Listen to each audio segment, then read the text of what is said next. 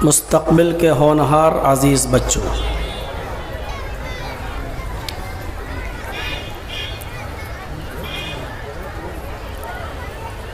دو روزہ پروگرام کا آج دوسرا دن ہے۔ کل بارش کی وجہ سے اس گراؤنڈ میں، اس فیلڈ میں یہ پروگرام نہیں ہو سکا تھا، جس کی پورتی میں نے کل جامع مسجد سردار ٹولے میں کی تھی۔ الحمدللہ آج موسم اچھا رہا، تقریباً 45 منٹ کا 50 منٹ کا خطبہ جمعہ بھی آج اسی مسجد میں ہوا، اور الحمدللہ آج اس گراؤنڈ میں یہ پروگرام آپ دیکھ رہے ہیں اور سن بھی رہے ہیں۔ میری تھوڑی سی اپیل ہے، ریکویسٹ، لیڈیز کے پنڈال سے تھوڑی آوازیں زیادہ آ رہی ہیں، ان کو یا تو گھر بھیج دیا جائے یا ان کو خاموش کرایا جائے۔ جو والنٹیئر ہیں ان سے میری گزارش ہے کہ وہ یا تو ان کو گھر بھیج دیں، کوئی ضروری نہیں ہے، فرض نہیں ہے یہ جلسہ سننا، اگر چھوڑ کے چلی جائیں گی تو گناہ نہیں پڑے گا، لیکن یہاں اگر بیٹھ کر سننا چاہتی ہیں تو شور نہ کریں، خود نہ سن رہی ہیں کوئی بات نہیں، لیکن دوسروں کو سننے دیں۔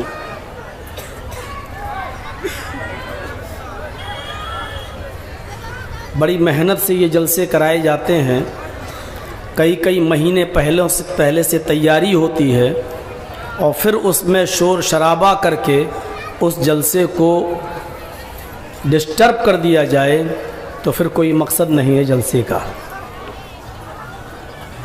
میں نے کل کی تقریر میں یہ بات کہہ دی تھی کہ آج کے لیے میں کسی یوٹیوبر کو، کسی چینل والے کو میں چینل نہیں لگانے دوں گا۔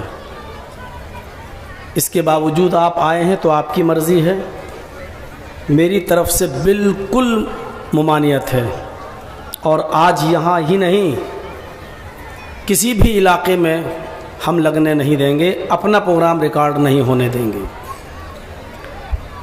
شریعت نے روزی کمانے کے جو بہت سے ذرائع بتائے ہیں، ان میں ایک ذریعہ یہ بھی ہے کہ اگر آپ چپکے سے اگر میری ریکارڈنگ کریں گے اور اپنے چینل پر دیں گے میری پرمیشن کے بغیر، اس کے بعد جو کمائی آئے گی وہ کمائی آپ کے لیے حرام ہوگی، ناجائز ہوگی، صحیح نہیں ہوگی۔ دنیا کا کوئی مولوی اس کا جائز کا فتویٰ نہیں دے سکتا ہے، یاد رکھیے گا۔ میں نے کل بھی بتایا تھا، ان چینل والوں کی وجہ سے ہی مجھے 5 مہینہ جیل میں رہنا پڑا۔ کیس پر بحث نہیں ہوئی، ہمارے ورودھی سرکاری وکیلوں نے یہی کٹنگیں دکھا کر اور چینل کی رپورٹنگ دکھا کر پریشان کیا، اور انہی چینل والوں کی وجہ سے مجھے 10 سال کی سزا سنائی گئی۔ یہ اللہ کا رحم و کرم تھا، ہم بے قصور تھے، اس لیے آپ لوگوں کی دعاؤں کی وجہ سے اللہ نے ہمیں جلدی نجات بھی دے دی۔ میری بھی ماں ہے، وہ بھی روتی ہے، میرے باپ ہیں، ان کو بھی تکلیف ہوتی ہے، اس لیے میری طرف سے پرمیشن نہیں ہے اور آئندہ بھی نہیں رہے گی۔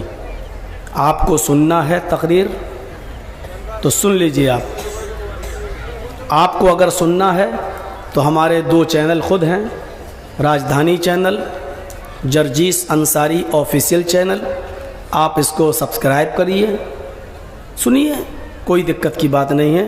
ان چینلوں کو میں خود لے کر چلتا ہوں تاکہ اگر کوئی بات بول دوں اور غلط کوئی کیس کر دے تو میں دکھا سکتا ہوں کہ میں یہ بول کر آیا ہوں، اس لیے میں ریکارڈ کے طور پر ان لوگوں کو لے کر میں چلتا ہوں ساتھ میں۔ اس لیے آپ سے گزارش ہے کہ ہماری تقریر کو دوسرے چینل والے ریکارڈ نہ کریں۔ میں نے قرآن کریم کے 21ویں پارے سے ایک دو آیتوں کی تلاوت کی ہے۔ اگر یہ ٹیبل ہٹ جائے تو زیادہ اچھا ہے، یہ ان لوگوں کو بھی دیکھنے میں دقت نہیں ہوگی۔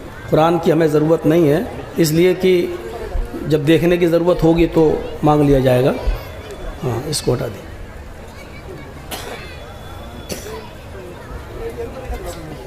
ٹھیک ہے، اب سنیے، ہم خود آپ لوگوں کا خیال رکھتے ہیں کہ کس کو دقت ہو رہی کس کو نہیں، لیکن آپ لوگ شور مت کریے۔ انڈے تو بہت مل گئے، چندے میں ملے ہیں نا، اس کو بھی مولوی لوگ کھا لیں گے، دیکھیے چھوڑیں گے نہیں، وہ ماہر ہیں ہم لوگ اس معاملے میں۔ تو میں نے نہیں، اس کو ہٹانے کی نہیں، اس کو ہٹانے کی ضرورت تھی، ٹیبل کو۔ ہاں، اب آپ تھوڑا سا توجہ دیجیے۔ میں نے 21ویں پارے سے جو آیتیں پڑھی تھیں اس کو میں سنا رہا ہوں۔ پہلے آیتیں سنیے پھر ترجمہ سنیے۔ آج میں کچھ دوسری چیز آپ کو بتانا چاہ رہا ہوں۔ اُتْلُ مَا أُوحِيَ إِلَيْكَ مِنَ الْكِتَابِ، پہلے لفظ پر غور کیجئے گا۔ اُتْلُ مَا أُوحِيَ إِلَيْكَ مِنَ الْكِتَابِ وَأَقِمِ الصَّلَاةَ ان الصلاة تنہی عن الفحشاء والمنکر ولذکر اللہ اکبر واللہ یعلم ما تصنعون۔ پہلی چیز کیا بتائی گئی؟ اے محمد صلی اللہ علیہ وسلم، آپ تلاوت کیجئے اس کتاب کی جو آپ کی طرف وحی کی گئی، اتاری گئی، نازل کی گئی، قرآن کی۔ پہلی چیز تلاوت، قرآن پڑھنا ایک الگ چیز ہے اور قرآن کی تلاوت کرنا ایک الگ چیز ہے۔ آج میں آپ کو یہ بتاؤں گا کہ قرآن کا پڑھنا کیا ہے اور قرآن کا تلاوت کرنا کیا ہے۔ ابھی تک آپ نے مولانا لوگوں سے سنا ہوگا مسجد کے ممبروں پہ کھڑے ہو کے قرآن پڑھو، قرآن پڑھو، قرآن۔ اللہ نے قرآن پڑھنے کا حکم ہی نہیں دیا، اللہ نے کہا تلاوت کرو۔ پڑھنا کیا ہوتا ہے اور تلاوت کرنا کیا ہوتا ہے یہ آپ سمجھائیں گے۔ اُتْلُ مَا أُوحِيَ إِلَيْكَ مِنَ الْكِتَابِ، تلاوت کیجئے اس کتاب کی جو آپ کی طرف اتاری گئی، وحی کی گئی، جبرائیل جو آپ کی طرف لے کے آئے، یعنی قرآن کی پہلی چیز۔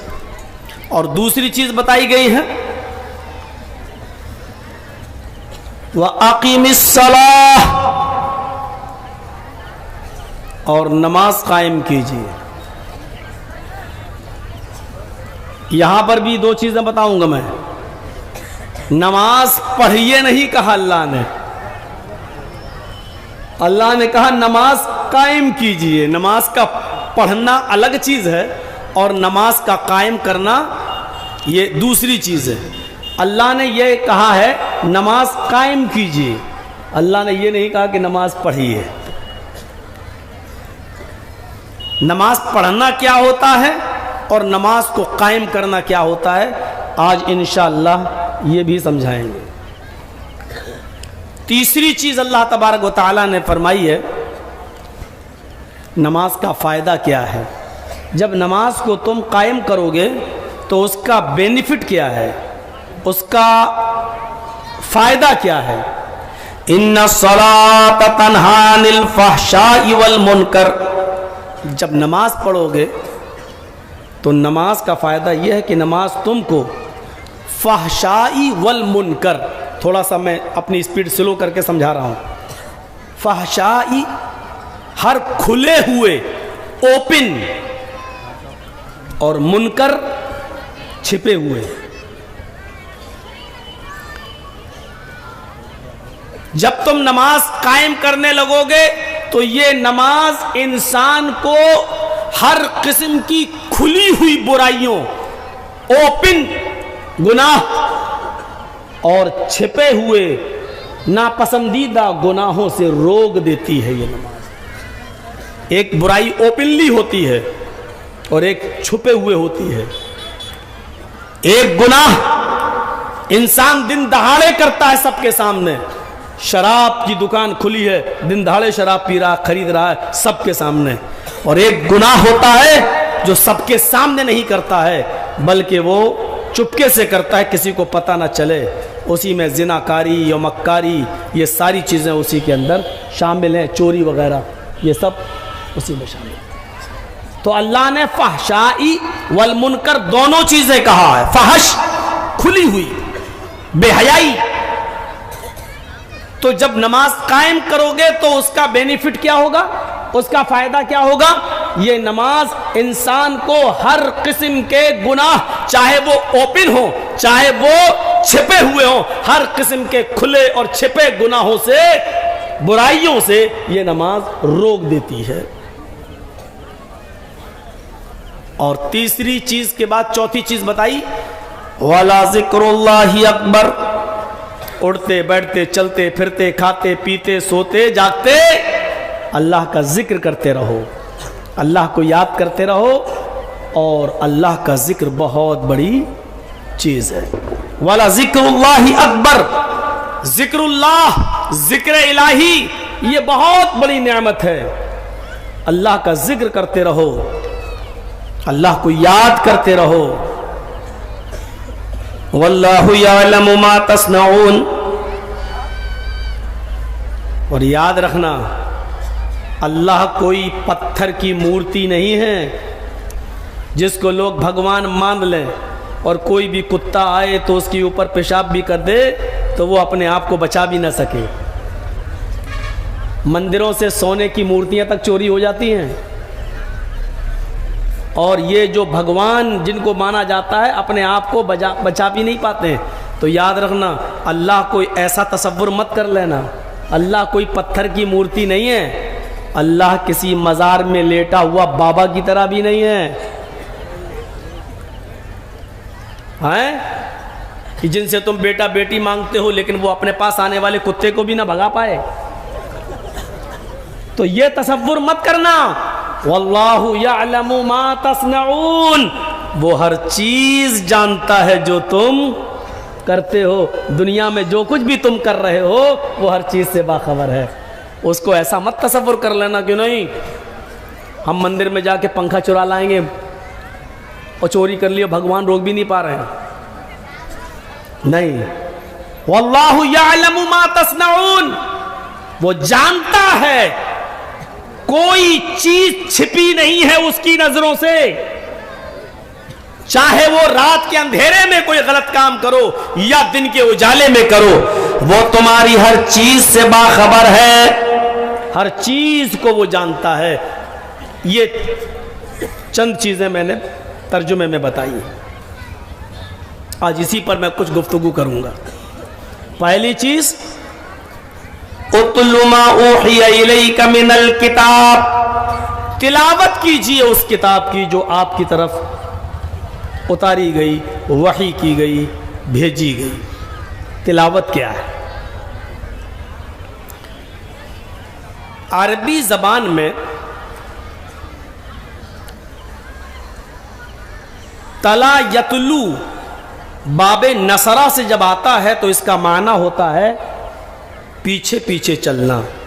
آپ مصباح اللغات وغیرہ اٹھا کر دیکھ لیں جو ڈکشنری ہے عربی کی، اور اس میں آپ دیکھ لیں کہ تلا یتلو کا کیا معنی ہے، تو آپ کو عربی زبان میں تلا یتلو کا معنی ملے گا پیچھے پیچھے چلنا۔ اور اسی سے بنتا ہے تلاوت. اتلو امپریٹیو سینٹینس ہے، یہ فعل امر ہے عربی میں. اب اس کا اگر ہم گرامر کے حساب سے ترجمہ کریں تو ترجمہ یہ ہوگا اتلو ما اوحی الیک من الکتاب، پیچھے پیچھے چلو اس چیز کے جو آپ کی اوپر اتاری گئی ہے، جو آپ کو بھیجی گئی ہے، جو آپ کو دی گئی ہے. میں نے تو ایک محاورتی ترجمہ کر دیا تلاوت کرو اس کتاب کی، لیکن اگر گرامر کے حساب سے اگر اس کا ترجمہ کریں گے تو اس کا ترجمہ یہ ہوگا پیچھے پیچھے چلو اس کتاب کے جو آپ کو دی گئی، یعنی قرآن. تو پیچھے پیچھے چلنے کا مطلب کیا ہوتا ہے؟ قرآن پڑھو، اب عمل کرو، جو لکھا ہے اس پر پیچھے پیچھے چلو. قرآن میں جہاں آ گیا وآتوا الزکاۃ، زکات دو تو دو. قرآن میں جہاں آ گیا قرابت داروں کے حق ادا کرو تو کرو. اور جب انسان تلاوت کرے گا قرآن کی تو وہ کبھی بھی ایک دن میں پورا قرآن نہیں پڑھے گا،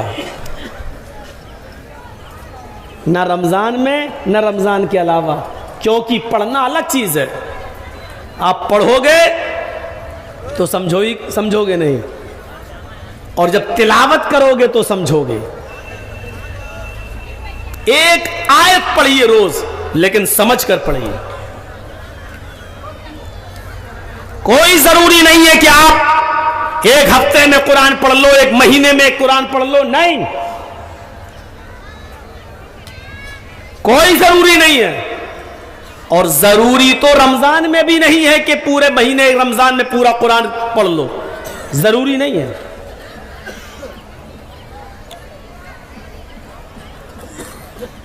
پیچھے پیچھے ہم تبھی چلیں گے جب ہم قرآن کی تلاوت کریں گے. اُتْلُ مَا أُوحِیَ إِلَيْکَ مِنَ الْکِتَابِ، کتاب میں سے جو نازل کیا گیا ہے، جو اتارا گیا ہے قرآن تمہارے اوپر، آئے نبی تم اس کی تلاوت کیجیے، یعنی اس کے پیچھے پیچھے چلیے. عرب کے لوگوں کو دیکھو، جو لوگ حج کرنے گئے ہوں گے، عمرہ کرنے گئے ہوں گے، ان کو دیکھیے جب سعودیہ میں امام حرم نماز پڑھاتے ہیں اور قرآن کی جب تلاوت کرتے ہیں تو کتنے لوگ پیچھے روتے ہیں. عربی لوگ ہیں، روتے ہیں کیونکہ وہ سمجھ رہے ہوتے ہیں کہ قرآن کی اس آیت کا ترجمہ کیا ہے. وہ سمجھ رہے ہوتے ہیں کہ اس میں جہنم کا ذکر ہو رہا ہے، جہنم کے عذاب کا ذکر ہو رہا ہے. وہ روتے ہیں پیچھے پیچھے، اور کبھی کبھی قرآن کی آیتیں پڑھتے پڑھتے امام بھی رو دیتا ہے، اس کی آنکھوں میں بھی آنسو آ جاتے ہیں، روتا ہے کیونکہ وہ جانتا ہے کہ ہم کیا پڑھ رہے ہیں، اس کا معنی کیا ہے.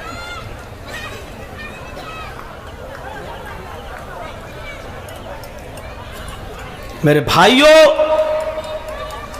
قرآن کو پڑھنا ضروری نہیں ہے، قرآن کی تلاوت ضروری ہے. آؤ ایک اور مثال سے سمجھاتے ہیں آپ کو. عربی میں تلون اونٹنی کے ایک بچے کو کہا جاتا ہے. میری سپیڈ اپنے آپ بڑھ جائے گی، پہلے تھوڑا سا ہم ایک باندھ رہے ہیں آپ کو. جب آپ میری بات سمجھ جائیں گے پوری طرح تو ہم تیز بھی بولیں گے تو آپ سمجھ جائیں گے کہ میں کیا بول رہا ہوں، اس لیے پہلے میں باندھ رہا ہوں. بہت سے لوگ فیس بک پہ لکھ رہے ہیں کہ مولانا جرجیز کو کاہے بلاتے ہو، بڑے بڑے مولانا بڑے بڑے مدنی پڑے ہوئے ہیں، ان کو آپ چھوڑ دیتے ہو، جرجیز کو بلاتے ہو. ارے جرجیز نے بنگال کے لوگوں کی نبض پکڑی ہے. ڈاکٹر چاہے کتنا بڑا ہو جائے، پی ایچ ڈی کر لے، ایم بی بی ایس کر لے، ایم ڈی کر لے، ڈی ایم بن جائے، لیکن اگر وہ مریض کا مرض نہ پکڑ پائے تو کہے گا ڈاکٹر؟ کس بات کا ڈاکٹر؟ لیے رہو اپنی ڈگری. ایسی فرضی ڈگریاں تو ہمارے ہاں بکریاں چبا جاتی ہیں. یہ کاغذ کا ڈھیر پکڑے رہو اپنے پاس، میں یہاں سے پڑھ کے آیا ہوں، میں وہاں سے آیا ہوں. ارے تو لندن سے پڑھ کے آ، ڈاکٹری جب تم مرض ہی نہیں پکڑ پا رہا ہے کسی مریض کا تو فائدہ کیا ہے؟ 20-25 سال کی زندگی کم نہیں ہوتی ہے. نہ بنگال والے ہمیں چھوڑ رہے ہیں نہ میں بنگال میں چھوڑ رہا ہوں. ایک غیر زبان والا آدمی اردو والے کو بلا رہا ہے تو اسی لیے تو بلا رہا ہے کہ وہ بیچارہ سمجھ گیا ہے کہ ہمارا علاج اس ڈاکٹر کے پاس ہے. اب آج ہی دیکھ لیجئے اس گاؤں والوں کو کتنی مبارکباد دوں. بڑے بڑے مولوی آئے, 20 سال ہو گئے, تقریریں کرتے رہے, جمعہ پڑھاتے رہے, سب بتاتے رہے جمعے کے دن 2 اذانیں نہیں ہونی چاہیے, 1 اذان ہو, 1 اذان ہو, لیکن اس گاؤں میں کسی کی نہیں چلی. ثناء اللہ صاحب نہیں چلی, غفار صاحب آئے ان کی بھی نہیں مانی, اور بھی اس سے پہلے بڑے بڑے مدنی نہیں مانی. ایک خطبہ دیا آج جمعے کا, اور ایک خطبہ دینے کے بعد آج ہی اعلان ہو گیا کہ آئندہ جمعے کو انشاءاللہ اب 1 ہی اذان ہوگی, اب 2 اذانیں نہیں ہوں گی. مرض پکڑنا چاہیے, یہ دیکھنا چاہیے کہ یہ قوم کیا سننا چاہتی ہے. قرآن و حدیث سے اللہ کی قسم بنگال والوں کو بڑی محبت ہے, لیکن بتانے والا صحیح ہونا چاہیے. مریض کیا ہے, اگر ڈاکٹر اس سے پیار سے 2 باتیں کر لے تو مریض تو آدھا ویسے ہی صحیح ہو جاتا ہے یار. اب ڈاکٹر سنے ہی نہیں مریض کی, ہاں ٹھیک ہے, ارے میں ڈاکٹر ہوں تو مریض بتا, ارے میں نے دیکھ لیا ہے نا, ٹھیک ہے میں دوا دے رہا ہوں نا. ارے جب تو مریض کی سنے گا ہی نہیں, اس کو سمجھے گا ہی نہیں, تو دوا کس کام کی.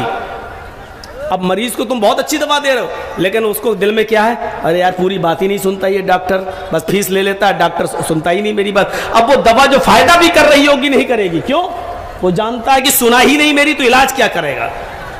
تو میرے بھائیوں, مریض کے مرض کو سمجھنے کی ضرورت ہے, اور قرآن و حدیث کو اس انداز سے سناؤ کہ لوگ فوراً عمل کرنے پر تیار ہو جائیں.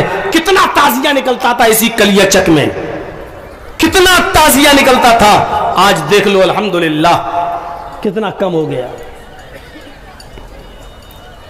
کون کون سا ماحول نہیں دیکھا کلیہ چک کے اندر ہم نے. سارے مولویوں نے وہ گھیر لیا تھا مناظرے کے لیے, وہ دور بھی ہمیں یاد ہے جب ہم بلیا ڈانگا میں تھے.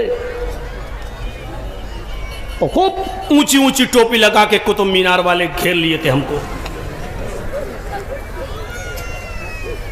بھاگے نہیں. تو میرے بھائیوں آئیے, ایک اور چیز کو میں سمجھانے کی کوشش کر رہا ہوں. عربی میں اللہ تعالی ہم سب کو حج کی توفیق دے. جائیے وہاں حج کر کے آئیے اور دیکھیے گا. عرب کے اندر اونٹنی کا ایک بچہ ایسا ہوتا ہے, تو عرب کے اندر اونٹنی کے ایک بچے کو تلون کہا جاتا ہے. تلون سب کو نہیں, ہر بچے کو نہیں کہا جاتا ہے. جو اونٹنیاں جنگل میں چرتی ہیں, جنگل میں گھاس وغیرہ کھاتی ہیں, ان اونٹنیوں کے بچے اپنی ماں کے پیچھے پیچھے چلتے ہیں. ماں ادھر گئی, اونٹنی کا بچہ اس کے پاس چلا گیا, ماں ادھر گئی, بچہ بھی اس کے ساتھ چلا گیا. عرب اس بچے کو کہتے ہیں ہاذا تلو, یہ تلو ہے, یعنی یہ وہ بچہ ہے جو کبھی بھی کسی خطرناک جانور کا شکار نہیں ہو سکتا ہے, کیونکہ یہ اپنے ماں کے پیچھے پیچھے چلتا ہے, جہاں ماں جا رہی ہے وہاں بچہ جا رہا ہے. تو عرب کیا کہتے ہیں ہاذا تلو, یہ تلو ہے, یعنی اپنے ماں کے نقش قدم پہ چلنے والا, اپنے ماں کے پیروں پہ چلنے والا, جہاں ماں جا رہی وہیں بچہ جا رہا ہے. اس بچے کو عرب میں کہتے ہیں تلو. اسی تلو سے بنا ہے تلاوت, اسی تلو سے بنا ہے تلاوت. جس طرح اونٹنی کا بچہ اپنی ماں کے پیچھے پیچھے چلتا ہے اور خطرناک جانوروں کے حملے سے سرکشت ہو جاتا ہے, محفوظ ہو جاتا ہے, اسی طریقے سے اے لوگوں, اے مسلمانوں, تم قرآن کے پیچھے پیچھے چلو. جب قرآن کے پیچھے پیچھے چلو گے تو دنیا کی ساری بدماش اور بدقماش قوموں سے تم سرکشت ہو جاؤ گے, اپنے آپ کو محفوظ کر لو گے. اگر تمہیں دنیا کے سرکشوں, دنیا کے ڈینجر انسانوں, دنیا کے خطرناک منش اور انسانوں سے, اور دنیا کے خطرناک پارٹیوں سے اگر تمہیں اپنے آپ کو محفوظ کرنا ہے تو قرآن کے پیچھے پیچھے چلو. کتنی صحیح بات کہی ہے تلاوت. جیسے اونٹنی کا بچہ اپنے ماں کے پیچھے پیچھے چلتا، اب اونٹنی ادھر ہے اور بچہ ادھر ہے، تب تو کوئی بھی خطرناک جانور اس بچے کو مروڑ دے گا۔ کیوں؟ کیونکہ بچے نے اپنے ماں کا ساتھ چھوڑ دیا ہے، کوئی بھی اس کے بچے کو کھا جائے گا۔ لیکن ماں جہاں جا رہی بچہ وہیں، ماں 2 میٹر دور بچہ وہیں، ماں اس کی ماں 1 میٹر دور بچہ وہیں۔ بچہ اپنی ماں کا پیچھا نہیں چھوڑ رہا ہے۔ اس بچے کو عرب کہتے ہیں تلب ہے، یہ ہاذا تلب، یہ تلب ہے، اسی تلب سے بنا ہے تلاوت، یعنی قرآن کی تلاوت کرو، یعنی پیچھے پیچھے چلو۔ جیسے اونٹنی کا بچہ اپنے ماں کے پیچھے پیچھے چل کر اپنی جان کی حفاظت کر لیتا ہے، اسی طریقے سے تم قرآن کے پیچھے پیچھے چلو گے، محفوظ رہو گے، دنیا کی کوئی قوم تمہارا کچھ نہیں کر سکتی۔ آج ہم برباد کیوں ہیں؟ اسی لیے تو آج ہم رسوا ہیں، برباد ہیں، کیونکہ ہم نے قرآن کو چھوڑ دیا۔ ان اللہ یرفع بہذا الکتاب اقواما ویضع بہ الآخرین۔ اللہ کے نبی فرماتے ہیں اس قرآن پر عمل کرنے کی وجہ سے ہم بہت سی قوموں کو عزت دیتے ہیں، رفعت، بلندی، عزت۔ ان اللہ یرفع بہذا الکتاب، اللہ کے نبی فرماتے ہیں اس کتاب پر عمل کرنے کی وجہ سے، اس کتاب کے پیچھے پیچھے چلنے کی وجہ سے اللہ قوموں کو عزت دیتا ہے، ان کو سرداری دیتا ہے۔ وَيَضَعُ بِهِ الْآخِرِينَ، اور اس کتاب پر جو عمل کرنا چھوڑ دیتا ہے، اس کتاب کو ماننا چھوڑ دیتا ہے، اس کتاب کو پر عمل کرنا جو ترک کر دیتا ہے، وہ اس دنیا کے اندر ذلیل ہو جاتا ہے، رسوا ہو جاتا ہے۔ اللہ کے نبی فرماتے ہیں اللہ اس کو برباد کر دیتا ہے، اس کو ذلیل کر دیتا ہے۔ قرآن پر عمل کرو گے تو عزت پاؤ گے، قرآن کو چھوڑ دو گے، عمل نہیں کرو گے تو پھر ذلیل ہو جاؤ گے۔ یہ قرآن ایسی کتاب ہے میرے بھائیوں، جس پر چند صحابہ نے جب عمل کیا تو بھیڑوں اور بکریوں کے چرانے والے حکمراں بن گئے۔ وہی عمر فاروق جنہوں نے بھیڑیں اور بکریاں چرایا کرتے تھے، اللہ نے اس قرآن پر عمل کرنے کی وجہ سے ان کو 22 لاکھ مربع میل، 22 لاکھ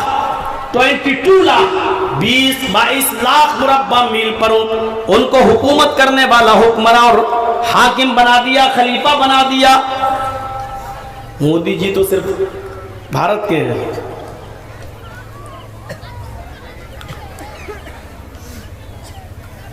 بس کوئی اس ملک کا کوئی اس، اور 22 لاکھ مربع میل جب حکومت تھی حضرت عمر کی تو سعودیہ بھی اسی میں شامل تھا، بحرین بھی اسی میں شامل تھا، دبئی بھی اسی میں شامل تھا، عراق بھی اسی میں شامل تھا، ایران بھی اسی میں شامل تھا، آذربائیجان بھی اسی میں شامل تھا، سیریا جس کو آج ہم ملک شام، سیریا جس کو آج ہم ملک سیریا کہتے ہیں، جو ملک شام کے نام سے جانا جاتا، وہ بھی اسی میں شامل تھا، اردن بھی پہلے اسی میں شامل تھا، آذربائیجان بھی اسی میں شامل تھا، مصر بھی اسی میں شامل تھا۔ میرے بھائیوں غور کرو کتنے ملک عرب میں شامل تھے، بعد میں ان کے ٹکڑے ہوئے، بعد میں یہ الگ الگ ملک بنے، پہلے یہ سارے ملک ایک تھے، ایک، اور حضرت عمر ان تمام ملکوں کے خلیفہ تھے، حاکم تھے۔ آج تھوڑی سی حکومت کیا مل جاتی ہے کہ لوگ اپنا ہاؤ بھاؤ سب بدل دیتے ہیں۔ حضرت عمر فاروق سے دیکھو 22 لاکھ مربع میل پر حکومت کر گئے، اور تھے کون؟ بھیڑوں کے چرانے والے، بکریوں کے چرانے والے۔